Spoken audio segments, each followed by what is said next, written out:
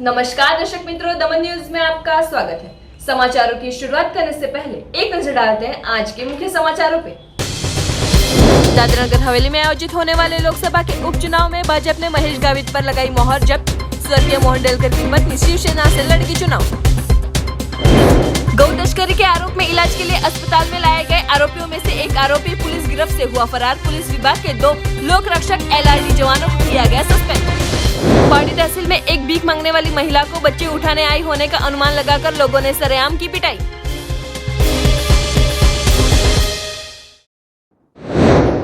अब समाचार विस्तार से। संघ प्रदेश दादरा नगर हवेली में सांसद के उपचुनाव के लिए भाजपा ने उम्मीदवार का नाम घोषित करते भाजपा के सामने डेलकर परिवार की सीधी टक्कर। स्वर्गीय मोहन भाई डेलकर की पत्नी शिवसेना के सिंबल के साथ चुनावी मैदान में उतरने का नाम घोषित करते राजकारण गरमाया। संघ प्रदेश दादरा नगर हवेली में पूर्व सांसद स्वर्गीय मोहन भाई डेलकर के निधन के बाद पिछले 6 महीने से खाली बैठकों को लेकर अब दादरा नगर हवेली में उपचुनाव आयोजित होने की घोषणा होते ही अब उम्मीदवारी के लिए उम्मीदवार आगे आते हुए दिखाई दे रहे हैं। तो गुरुवार से नवरात्र का प्रारंभ भी हो रहा है, तो माता जी के आशीर्वाद लेकर अब उम्मीदवार उम्मीदवारी के लिए आगे आ रहे हो। स्वर्गीय मोहन भाई डेलकर की पत्नी कला मोहन डेलकर शिवसेना और समाजवादी पार्टी के सिंबल पर चुनाव लड़ने की घोषणा की गई है। स्वर्गीय मोहन भाई डेलकर की पत्नी शिवसेना के सिंबल से दादरा नगर हवेली में सांसद के उपचुनाव में चुनाव लड़ने की घोषणा करते ही राजकारण गरमाया हुआ है। दादरा नगर हवेली में सांसद के उपचुनाव के लिए भारतीय जनता पार्टी के उम्मीदवार महेश चिमनलाल गावित के नाम की गई घोषणा। संघ प्रदेश दादरा नगर हवेली में सांसद की खाली बैठक पर अब उपचुनाव आयोजित होंगे, तो उम्मीदवारों द्वारा अपने अपने उम्मीदवारी के नामों की घोषणा की जा रही हो। आने वाले लोकसभा उपचुनाव के लिए भारतीय जनता पार्टी के उम्मीदवार महेश चिमनलाल गावित के नाम की घोषणा की गई है। महेश गावित जो 15 सालों से सब इंस्पेक्टर थे, नौकरी छोड़कर राजकारण में आए और दादरा नगर हवेली जिला पंचायत के उप प्रमुख रहे। तो दादरा नगर हवेली में उपचुनाव में भाजपा ने उम्मीदवार घोषित किया है। ऐसे में भारतीय जनता पार्टी के प्रत्याशी महेश गावित का गुरुवार के दिन भारतीय जनता पार्टी अटल भवन पर उनका ढोल नगाड़े के साथ भव्य स्वागत किया गया। इस अवसर पर भाजपा के प्रदेश अध्यक्ष दीपेश टंडेल, नगर पालिका अध्यक्ष राकेश चौहान, अध्यक्ष अजय देसाई, राजपीपला के विधायक गणपत वसावा, विजय राहटकर, दादरा नगर हवेली दमन दीव भाजपा प्रभारी के साथ सभी कार्यकर्ताओं ने महेश गावित को शुभकामनाएं दी थी। दादरा नगर हवेली में उपचुनाव की घोषणा के बाद उम्मीदवार अपनी उम्मीदवारी दर्ज करवा रहे हैं। तो कांग्रेस पार्टी के वरिष्ठ नेताओं द्वारा कांग्रेस नेता प्रभुभाई टोकिया का उम्मीदवारी के लिए किया गया था संपर्क, पर इस बार नहीं लड़ेंगे चुनाव। संघ प्रदेश दादरा नगर हवेली में सांसद की खाली बैठकों को लेकर अब उपचुनाव की घोषणा होते ही उम्मीदवारों द्वारा उम्मीदवारी के लिए नाम की घोषणा की जा रही है। तो कांग्रेस पार्टी के वरिष्ठ नेताओं द्वारा उपचुनाव के लिए कांग्रेस नेता प्रभुभाई टोकिया का संपर्क किया गया था, जो कि प्रभुभाई टोकिया ने बताया कि जनता के लिए बलिदान देने वाले पूर्व सांसद स्वर्गीय मोहन भाई डेलकर देश के बड़े आदिवासी नेता और सीनियर नेता थे, पर इस बार चुनाव नहीं लड़ूंगा, ऐसा निर्णय कार्यकर्ताओं द्वारा भी लिया गया है। इलेक्शन नो अनुभव અને આજે ગત 2020 નું જે જિલ્લા પંચાયત નગર પરિષદ અને જે ગ્રામ પંચાયતની જે ચૂંટણી રહી એમાં બીજું જે અનુભવ મળ્યો અને આપણા કાર્યકર્તાઓને જે તકલીફ કરવામાં આવી, આપણા જે સાથીઓને જે હેરાન કરવામાં આવ્યા, જે વર્તમાન કોંગ્રેસના કાર્યકારી અધ્યક્ષ મેં તમને કહી દેમ, આજે જાહેર મંત્રી કહી દેમ, ઇલેક્શન પત્યા બાદથી જે પતી ગયા બાદ આજ સુધી મેં એના હાથે વાત નહીં કરી અને નથી ફોન મને ઉપરથી જ્યારે આદેશ આવ્યો ફોન કરવાનો વાત કરી, ફોન કર્યો, ફોન નથી રિસીવ કર્યો, એને ફોન નથી આ લીધે આવ્યો એ કાર્યકારી અધ્યક્ષ। અગર અમારા નેતાઓ તમારા મત ક્ષેત્રમાં કે તમારા જ્યાં સરકાર છે ત્યાં ફરી નહીં શકતા હોય તો તમને અમે અહીંયા કેમ ફરવા દઈએ? આ તો આજે મીડિયા પર આવી રહ્યું છે, ન્યૂઝ પર આવતું છે। જ્યારે દેશના મુખ્યમંત્રીઓ સાથે આવા થાય, આપણા દેશના આટલા મોટા નેતાઓ સાથે આવી પરિસ્થિતિ થાય ત્યારે મીડિયામાં આવે, ત્યારે ન્યૂઝમાં આવે। તમારા મારા જેવા તો ન્યૂઝમાં આવે તો કાં એ લોકો ફેંકી દેશે? આ બહુ મોટો ગંભીર સવાલ છે। કેમ મહારાષ્ટ્રમાં સરકાર છે આધારે સરકાર ત્યાં તો નહીં સંભળાતા હું ત્યાં તો કોઈ બી આવીને ફરી જાય રાજસ્થાનમાં આપણી સરકાર છે ત્યાં કોઈ બી આવીને ફરી જાય પણ બસ બીજેપીના સરકાર હોય ત્યાં કોંગ્રેસ છોડાવો કે આપણે બીજા નેતાઓ ધ્યાન છોડાવો નહીં આજે ચાલી રહ્યું છે कांग्रेस पार्टी आलाकमान से जो भी आदेश आता है वो हमें मान्य है। जब मैं 2019 लोकसभा चुनाव में आया अब ये 2-2.5 साल हो गए हैं और कांग्रेस के लिए हम बिल्कुल आप तो देख ही रहे हैं ऐसा कोई दिन नहीं होता है शासन प्रशासन और प्रदेश के हित के लेकर जो भी इश्यू है जो भी बिंदु है उसके पर हम चर्चा या रजूआत कर रहे हैं। रही बात कार्यकारी अध्यक्ष मैं आपको आज खुली तौर पर बता दूँ वो कांग्रेस विचारधारा से अलग हटकर है, बीजेपी और आरएसएस के विचारधारा के व्यक्ति है और प्रशासक प्रफुल्ल पटेल के साथ मिलकर पार्टी को नुकसान कर रहा है और पार्टी को अभी तक जो मजबूत नहीं होने दिया उसका सीधा जिम्मेदार जो वर्तमान में जो हमारे कार्यकारी अध्यक्ष है महेश शर्मा है। और ऐसे जो पार्टी के विरुद्ध काम करने वाले जो भी लोग होंगे भले वो कार्यकारी अध्यक्ष हो इनके साथ मिलकर हम कांग्रेस पार्टी को बदनाम नहीं कर सकते। तो ये स्पष्ट है। इस पार्टी जो भी मैं अभी वर्तमान में मैं इनएक्टिव तो नहीं हूँ, सतत एक्टिव हूँ। कांग्रेस पार्टी दमन दीव दादानगर हवेली में अगर कोई एक्टिव है और शासन प्रशासन को आवाज़ कर रहा है तो वो आप सबको पता है कौन आवाज़ कर रहा है कौन सी टीम है। लेकिन बिल्कुल यहाँ पर 2 पार्ट है, 2 हिस्से हो चुके हैं कांग्रेस पार्टी को। यहाँ पर कांग्रेस पार्टी चुनाव मैं लड़ने के लिए बिल्कुल तैयार हूँ, लेकिन 2 चुनाव का मुझे हमारे जो कार्यकारी अध्यक्ष है उसका अच्छा अनुभव रहा है और ऐसे व्यक्ति के नेतृत्व में मैं तीसरी बार कांग्रेस प्रत्याशी नहीं बन सकता, ये भी स्पष्ट है। बिल्कुल हाईकमान को हमने रजूआत की है कि दादरा हवेली में कांग्रेस पार्टी को कार्यकारी अध्यक्ष महेश शर्मा ने मजबूत होने नहीं दिया। कांग्रेस पार्टी का कार्यालय तक नहीं है अभी तक, कांग्रेस पार्टी का संगठन नहीं है और ये संगठन नहीं बना है और कांग्रेस का कार्यालय क्यों नहीं है इसका जिम्मेदार महेश शर्मा है। और ऐसे व्यक्ति के नेतृत्व में मैं तीसरी बार कांग्रेस पार्टी का नाम खराब करने के लिए और पार्टी हाईकमान के आदेश इनका मैं नाम खराब करने के लिए मैं कांग्रेस पार्टी के प्रत्याशी नहीं बन सकता। हमने तैयार है, कांग्रेस के नाम से सब हमारे सब कल वेरिफिकेशन हो जाएगा हमारा और 8 तारीख को हम फॉर्म भरने के लिए बिल्कुल तैयार है हाईकमान के आदेश के मुझे। तो उस समय हम निर्णय लेंगे, हमारे कार्यकर्ता निर्णय लेंगे कि हमें क्या करना है और क्या। वलसाड़ में गौ तस्करी में पकड़े गए 3 आरोपियों में से एक आरोपी सिविल अस्पताल से पुलिस को चकमा देकर हुआ फरार। वलसाड़ तहसील में आए दिन गौ तस्करी की घटनाएं सामने आती रहती है, तो दूसरी ओर पुलिस द्वारा भी ऐसे गौ तस्करों को पकड़ने के लिए चक्र गतिमान किए जाते हैं और गौ तस्करों को दबोच लिया जाता है। तो ऐसे ही एक गौ तस्करी में 3 आरोपियों को वलसाड़ पुलिस ने दर दबोचा था, जिसमें से एक आरोपी को तो भिवंडी से गौ तस्करी कर फरार हो रहे आरोपी को पकड़ा गया था। तो ये तीनों आरोपियों में से एक आरोपी सिविल अस्पताल में से पुलिस को चकमा देकर फरार हो जाते जिले की पुलिस दौड़ पड़ी थी। पुलिस ने जिले में नाकाबंदी कर सिविल अस्पताल के सीसीटीवी फुटेज को देखकर आगे की जांच शुरू की है। ऐसे में पुलिस विभाग के आला अधिकारियों द्वारा इस तरह की लापरवाही बरतने को लेकर लोक रक्षक के LRD जवान बक्कल नंबर 132 हिमांशु जितेंद्र और बक्कल नंबर 575 जितेंद्र बत्सी को तत्काल प्रभाव से सस्पेंड किया गया है और फरार हुए आरोपी को पकड़ने के चक्र गतिमान किए गए हैं। पाटी तहसील में भीख मांगने के लिए आई महिला को बच्चों को उठाने वाली चोर समझकर लोगों ने की पिटाई। पाटी तहसील में भीख मांगने के लिए आई महिला को लोगों ने बच्चों को उठाने वाली महिला समझकर लोगों ने पिटाई की थी। बच्चों को उठाने वाली महिला चोर समझकर महिलाओं के साथ पुरुष ने भी उसकी पिटाई करते महिला घायल हुई थी।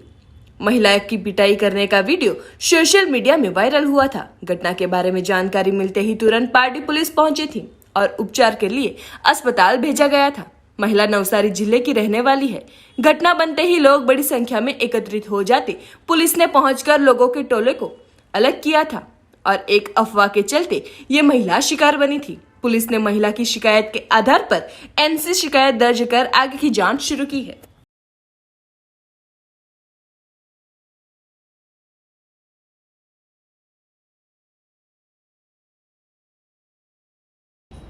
संघ प्रदेश दादरा नगर हवेली में पिछले 3-4 दिनों के लंबे विराम के बाद एक बार फिर बना बरसाती माहौल। पिछले 3-4 दिनों के लंबे विराम के बाद असह्य गर्मी के माहौल के साथ लोग परेशान हो रहे थे। उसी बीच फिर से एक बार संघ प्रदेश दादरा नगर हवेली में और आसपास के क्षेत्रों में बरसाती माहौल बना हुआ था।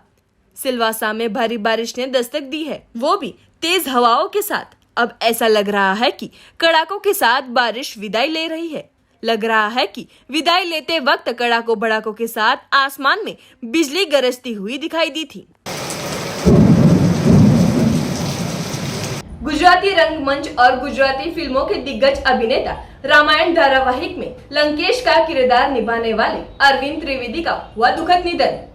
कला जगत में शोक की भावना फैली तो उमरगाम में वृंदावन स्टूडियो में रामायण सीरियल की शूटिंग की यादें आज भी संजो कर रखी गई है।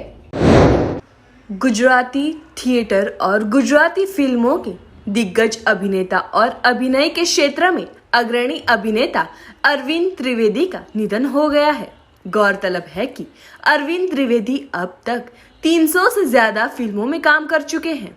बता दें कि रामायण के इस सीरियल की शूटिंग कहीं और नहीं बल्कि गुजरात के वलसाड जिले के उमरगाम के वृंदावन स्टूडियो में हुई थी। उमरगाम के इस वृंदावन स्टूडियो में करीबन 5 साल तक रामायण के सीरियल की शूटिंग हुई थी। 1985 से 1989 तक अरविंद त्रिवेदी रामानंद सागर के इस अनोखे रामायण सीरियल में रावण यानी लंकेश का किरदार निभाकर कला जगत में अमर हो गए थे और अपनी एक खास पहचान बना ली थी। अरविंद त्रिवेदी की यादें आज भी इसी में संजोए हुए हैं। उमरगाम में वृंदावन स्टूडियो हीरा भाई पटेल रामायण धारावाहिक के कला निर्देशक थे और यह वृंदावन स्टूडियो भी हीरा भाई पटेल का था। हालांकि हीरा भाई पटेल अब जीवित नहीं है, लेकिन उनके बेटे और अरविंद त्रिवेदी के दोस्त बिपिन भाई पटेल जीवित है। बिपिन भाई पटेल को आज भी रामायण धारावाहिक की शूटिंग की घटनाएं याद है।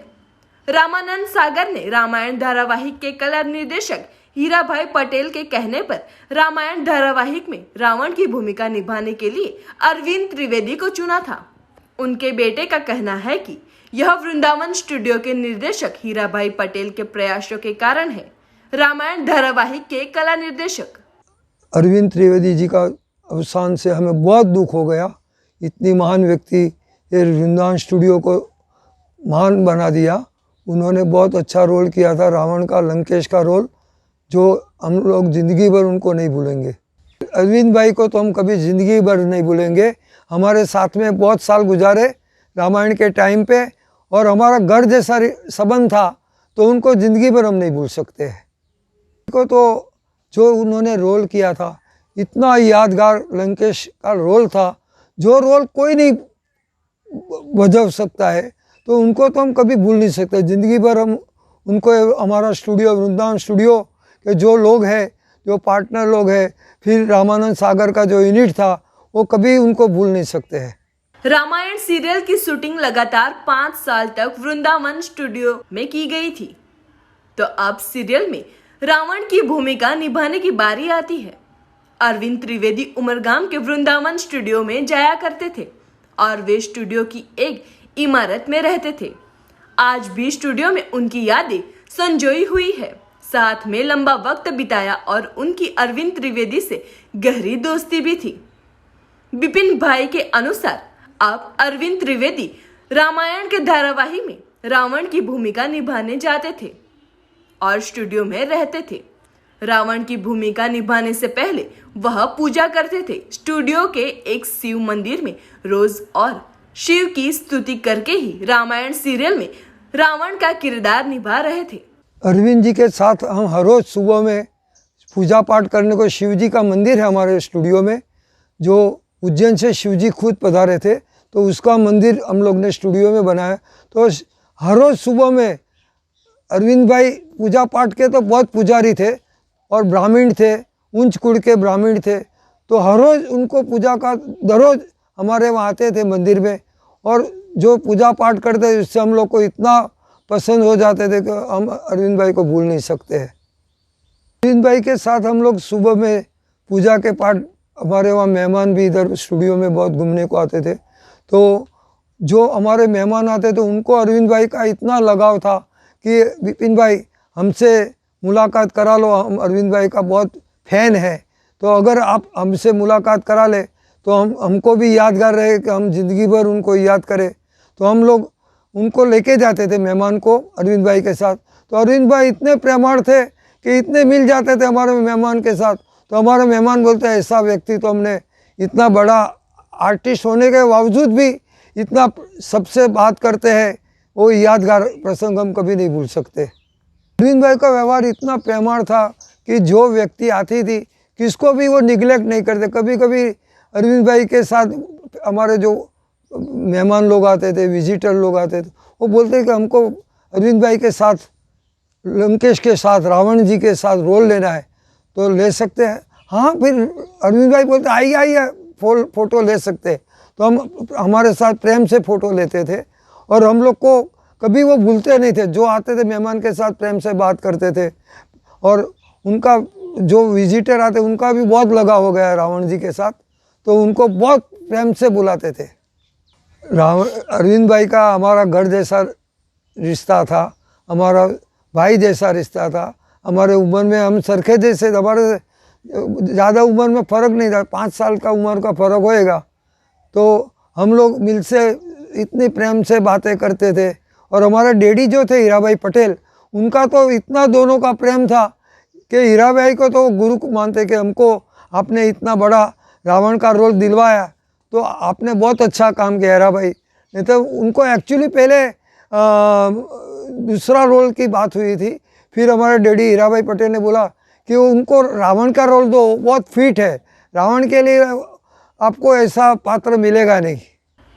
अरविंद त्रिवेदी ने वृंदावन स्टूडियो में काफी समय बिताया है, इसलिए स्टूडियो में रामायण धारावाहिक की शूटिंग के दौरान भी वह अपने धारावाहिक के अन्य साथी अभिनेताओं और शूटिंग के काम में लगे अन्य छोटे श्रमिकों से प्यार और मित्रता के साथ मिलते थे और उनके साथ अच्छा व्यवहार करते थे। उनका व्यक्तित्व नेक था, इसलिए इस महान कलाकार के निधन से वृंदावन स्टूडियो में मातम का माहौल छाया हुआ है।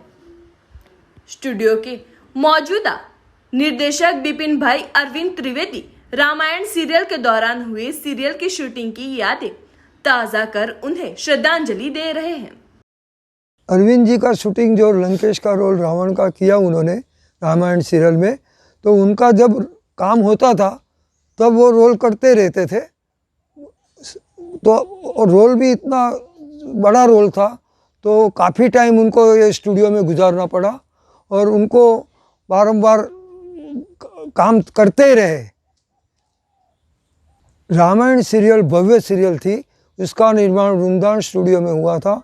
उसका निर्माण 1985 टू 89 तक शूटिंग लंबा चला। उसमें उत्तर रामायण भी साथ में आया जिसका शूटिंग भी 1 साल तक चला।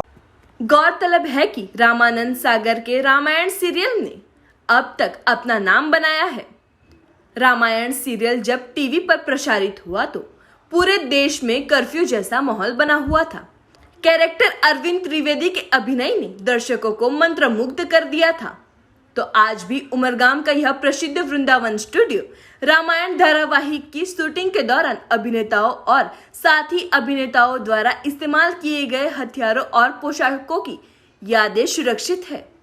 त्रिवेदी द्वारा इस्तेमाल की गई गद्दा सही हथियार भी आज स्टूडियो में सुरक्षित है और स्टूडियो में देखभाल भी की जा रही है। गुरुवार से माता जी की आराधना का पर्व नवरात्र की हुई शुरुआत। सिलवासा के गायत्री मंदिर में 9 दिन चलेगा माता जी का पूजन एवं यज्ञ और हवन। गुरुवार से माता रानी की आराधना का पर्व यानी नवरात्र की शुभ शुरुआत हो रही हो। दादरा नगर हवेली में पूरा माहौल भक्तिमय दिखाई दे रहा है।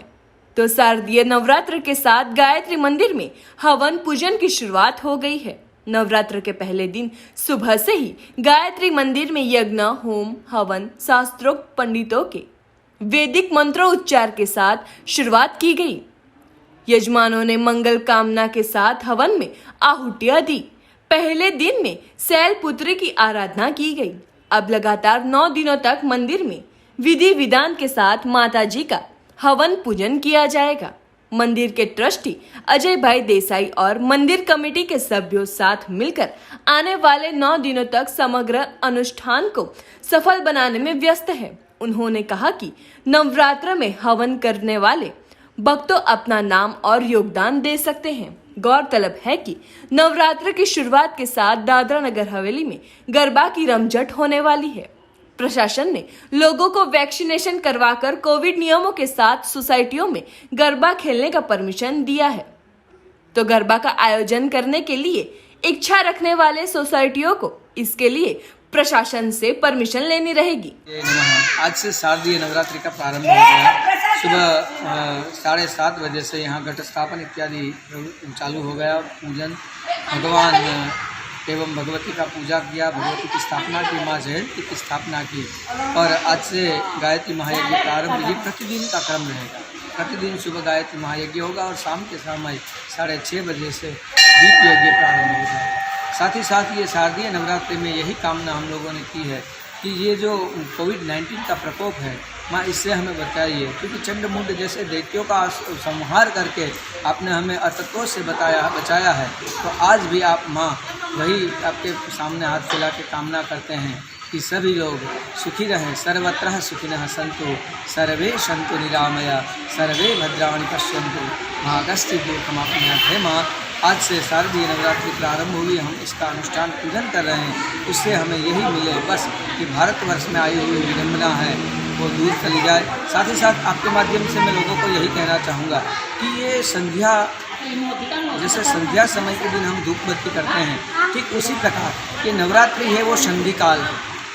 हम लोग अब वर्षा का मौसम पूरा हो रहा है और हम लोग शीत मौसम में प्रवेश कर रहे हैं। ये मौसम में उपवासी रहकर माता जी की आराधना करना, अपने इष्ट देव की आराधना करना, अपने गुरु मंत्र की आराधना करना अति विशेष महत्व दिया है। तो आप सभी से नम्र अनुरोध, आप लोग इष्ट मंत्र का आराधन करो, माता जी का आराधन करो, अपने इष्ट देव का आराधन करो। गुरु द्वारा मंत्र मिला है तो उस मंत्र से आराधन करो, अवश्य ही फल मिलेगा और श्रेय होगा। बस यही सब करो जिससे आपके पर माता रानी की कृपा बनती रहे, इस भाव के साथ। दमन में पहली बार नवरात्र के शुभ दिन से दमन के सांसद लालू पटेल के हाथों 332 स्थित लापिनोस पिज्जा पार्लर का किया गया उद्घाटन। संघ प्रदेश दमन एक पर्यटन स्थल है जहां हर रोज हजारों की संख्या में पर्यटक आते रहते हैं, जिसमें गुजरात से आने वाले गुजरातियों की संख्या भी ज्यादा रहती है। साथ ही गुजराती लोग ज्यादा शौकीन खाने के होते हैं। इसमें खाने की बात आए तो बात ही कुछ और हो जाती है। तो दमन अब नवरात्र के पहले दिन से 3 बत्ती के पास लापिनोस पिज्जा शॉप का उद्घाटन दमन के सांसद लालू पटेल के हाथों किया गया। तो अब से इस शॉप में नए नए टेस्ट का लुत्फ उठा सकते हैं। साथ ही सप्ताह में 5 दिन ऑफर भी रहेगी, तो कोई भी सेलिब्रेशन के लिए भी सुविधा उपलब्ध रहेगी।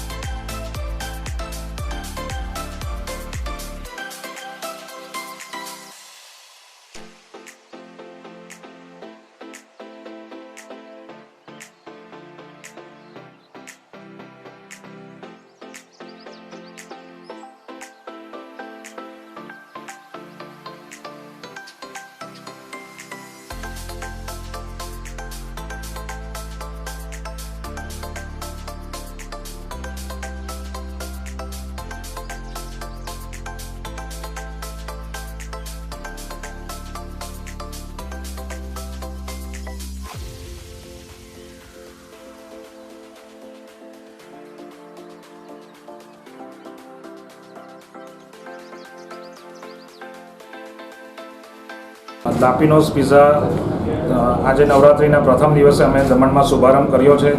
શ્રી MP સાહેબ લાલુભાઈ પટેલ સાહેબના શુભ હસ્તે અને અમારી બ્રાન્ડ ગુજરાતીઓમાં બહુ ફેમસ છે. ઇવન મુંબઈમાં પણ અમારી બ્રાન્ડ સારી એવી અત્યારે ચાલી રહી છે. દમણમાં જે ટુરિસ્ટ પબ્લિક આવે છે પ્લસ અહીંયાના જે લોકલ પબ્લિક છે એને એક નવો ટેસ્ટ અમે આપીશું. સાથે અમારી પાસે વીકમાં 5 દિવસ માટે ઓફર્સ છે. બાય 1 ગેટ 1 50% ઓફ આવી ઓફર છે. ડેઝર્ટમાં મારી પાસે ચોકો લાવવાની ઓફર છે. પ્લસ દમણમાં અમે જે અહીંયા આઉટલેટ ખોલ્યું છે એ આઉટલેટની અંદર આપણે સેલિબ્રેશન માટે એક happy birthday, happy anniversary plus કોઈ પણ સેલિબ્રેશન માટે એક સારા એવા ઇન્ટિરિયર સાથેનો આપણે રૂમ ક્રિએટ કર્યો છે અહીંયા, જેમાં ફ્રી ઓફ ચાર્જ આપણે એનો કોઈ રૂમનો એક્સ્ટ્રા સેલિબ્રેશનનો ચાર્જ નથી લેતા. ફક્ત પિઝાની કોસ્ટ આપીને તમે અહીંયા યંગ બ્લડ જનરેશન સેલ્ફી પણ એન્જોય કરી શકે છે. સારા પીક મળી શકે એ રીતનું આપણે અહીંયા ઇન્ટિરિયર બનાવ્યું છે. પ્રથમ તો આજે નવરાત્રિના પહેલા દિવસની શુભકામના. આજે માતાજીના આશીર્વાદ દેશ અને દુનિયાને મળે. મહેશભાઈ, તમને ખૂબ અભિનંદન. ધન્ય સાહેબ, તમે સુરત થયું દમણમાં એક નાનું શું દમણ અમારું, એમાં તમે ભવિષ્ય પિઝાનું જે એક દુકાન ખોલી, સ્ટોર અને અમારા ટુરિસ્ટ પ્લેસ, અને આજે લોકો પિઝા કે નવી ખાવામાં લોકો યંગસ્ટાર એટલા ખાવા માટે મતલબ સુરત જતા, મુંબઈ જતા, વાપી જતા, और ઘર બેઠા કારણ કે અમારા દમણની અંદર છે. તો તમે ક્વોલિટી, તમે બધું કીધું જ છે, તમે કેટલી બ્રાન્ચો છે, તમે ક્વોલિટી અને ક્વોન્ટિટી અને સર્વિસ ટેસ્ટ લાગે બાળકોને. આમાં તો રોટલા અને શાક ખાઈને મોટા થઈ ગયા, પણ આજના નાના બાળકોથી મોટા યુવાનને જરૂર પડે. અમારી સાથે એસપી સાહેબ, કાઉન્સિલર શાંતુભાઈ બીપર સરપંચ અને બધા, અને ફરી પાછું તમને શુભકામના. માતાજીને પ્રાર્થના કરીએ કે તમે સારી રીતે ચાલે.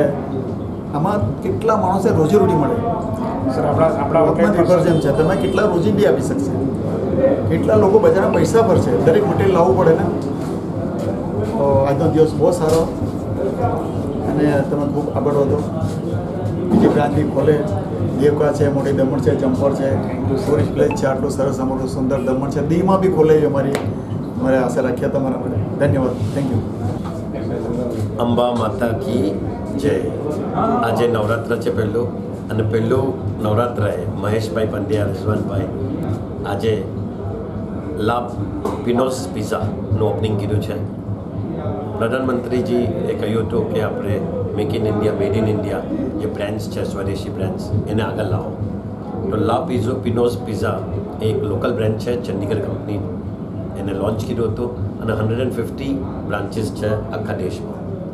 તો મહેશભાઈને બહુ સારું ઇવન લાવવા માંગતો હતો, ડોમિનોઝ લાવટે, પિઝા હટ લાવટે, બીજી બધી બ્રાન્ડ લાવટે, પણ આપણી બ્રાન્ડ્સને આપણે હાઈ કરવાનું છે. અને ક્વોલિટી તમે જોશો ડોમિનોઝને ટક્કર આપેલી છે. આઈ વિશ અ ગ્રેટ સક્સેસ. એમપી સાહેબે આજે સારી રીતથી એનું ઇનોગ્રેશન કર્યું છે. એ પિઝાનું બ્રાન્ડ ઇન્ટિરિયર બહુ ફાઇન બનાવ્યું છે. લેટેસ્ટ ટાઈમ યંગસ્ટર્સને બી મજા આવશે. આઈ વિશ એક ટાઈમ ટેસ્ટ કરો, તમે બીજા ભૂલી જાओ. I wish all the success to Rizwan भाई, महेश भाई, थैंक यू वेरी मच. समाचारों के अंत में आइए एक नजर डालते हैं आज के मुख्य समाचारों पे. दादरा नगर हवेली में आयोजित होने वाले लोकसभा के उपचुनाव में भाजपा ने महेश गावित पर लगाई मोहर जब्त. स्वर्गीय मोहन डेलकर की पत्नी शिवसेना से लड़ेगी चुनाव. गौ तस्करी के आरोप में इलाज के लिए अस्पताल में लाए गए आरोपियों में से एक आरोपी पुलिस गिरफ्त से हुआ फरार. पुलिस विभाग के 2 लोक रक्षक LRD जवानों को किया गया सस्पेंड. पाटी तहसील में एक भीख मांगने वाली महिला को बच्चे उठाने आई होने का अनुमान लगाकर लोगों ने सरेआम की पिटाई.